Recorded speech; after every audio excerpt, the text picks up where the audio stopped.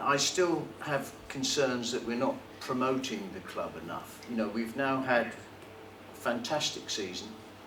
I know it was very difficult probably in the last two. Sometimes people came along, you know as well as I do, you know, it was tough 2 seasons. Difficult perhaps to promote the club too much, but we've just had a fantastic season, good performances at home as well. And I just would like to ask, what are the plans to do more out in the street, in the high street, get young kids in? I go to a gym every day. Several people there have said, how comes Cheltenham Town don't have a fixture list up in every gym telling all the fixtures for the season? Yeah, it wouldn't cost a lot of money. There are people in our gym say, oh, if I knew what the games were on, I'm hearing they're playing much better. Why, or perhaps you do have some plans to promote. You know, I know Gary has said he wants to be with a club with ambition. I think we need to show more ambition.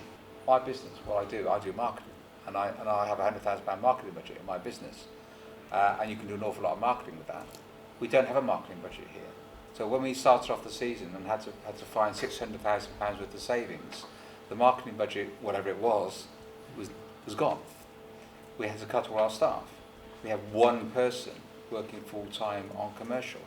So you have to be realistic about what we can actually do in terms of getting a profile for the club throughout the town. And what I would say, what we have done, we've got a new press and media officer, George Smith, who's done absolutely an amazing job of promoting this football club on social media. The views that the stuff that he's getting is staggering. And if you haven't looked on YouTube and stuff like that, which is well beyond my understanding, but YouTube and social media is where it's all at. So we're all over that, and clearly we're all over the Echo. We do have a good website. And yes, of course you could do more. You gave me £10,000 to put my marketing budget together. We could have some adverts on some buses, and we could have and all that. And I accept, yes, we could get volunteers producing fixture things to go in gyms and things. It all needs organisation. It all needs someone to come forward and do it. You know.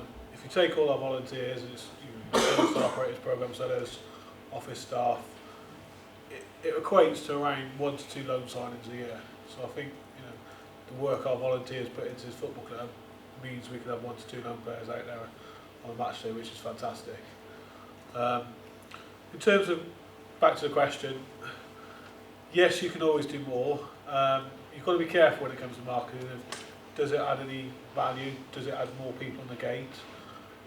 We've handed out about 10 to 15,000 leaflets this year. So we've been in the Regent Arcade twice, I believe. We did one, we did a student event solely aimed at students just at the start of the season, where we handed out fixture cards and leaflets. We have got, so George, he's got one of his contacts on the board. He's done a fantastic job in media side of the football club, working with some great player videos. I've been speaking to him this afternoon, and he's done the quiz. So there's the third part of the quiz is coming out tomorrow. So he's done some great social media type activities.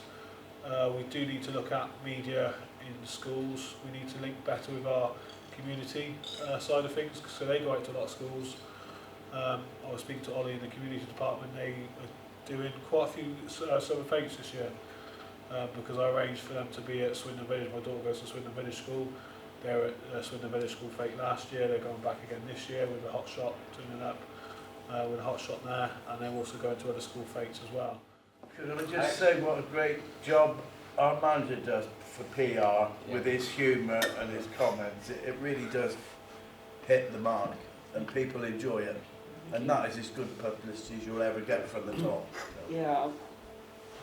One of the main things I think we try and do that maybe doesn't get as much publicity as maybe it could is we make sure that our players go out, don't we, in the community, you know, not just at Christmas time to the hospital, but we've been to schools, and any time many of the boys are asked, they go out there, and if we can get that affinity with the schools, clubs, whatever it is, then you know, people get closer if they think they know the people, and then they start coming to the games, etc. And it's like a build up, and we've got a group of lads that, you know, never once has anyone ever said, no, we can't do that, and, you know, obviously I'll do whatever I've got to do, sort of thing, because I think we've got a group of people that understand, you know, what it's all about, and we have got to advertise ourselves and promote ourselves.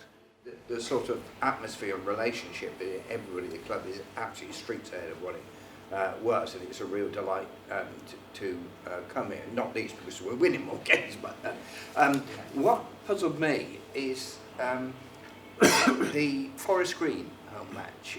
Unfortunately, I couldn't actually come myself, but I was astonished by the attendance in comparison to what we were getting when we were playing other good teams in the league. And I know there was quite a lot of local hype there, but have we sort of analysed to look what happened in the run-up to the Forest Green game that we might be able to reproduce for some of the others, particularly those coming up in the end of the season? Yeah, I just think it captured the imagination because it was a local derby. We never sort of played each other. We were both first and second. The media got a hold of it. James, you were running it as what, L, something like that, whatever that is. And the whole thing just sort of spiralled. And because the clubs were both doing so well, the crowd. And we took nearly 1,000 fans of the Forest Green. We'd have taken more if they'd given us more tickets. The match just seemed to create that huge amount of local interest, and the media got onto it, and the local TV got onto it, and it was brilliant. And I don't think there's anything else other than that. It was just, it caught people's imagination. We didn't change the pricing, we didn't do any more advertising, but the media and everybody else just got hold of it. What we got for that game, Adrian, was a big walk-up crowd on the day. I keep all the figures, so I know roughly on the day of the game what we've taken in advance sales and season tickets, so as a percentage. So I can normally predict what we're going to get on the day. You know, with the sort of walk-up crowds we've had over the season today, or the previous season.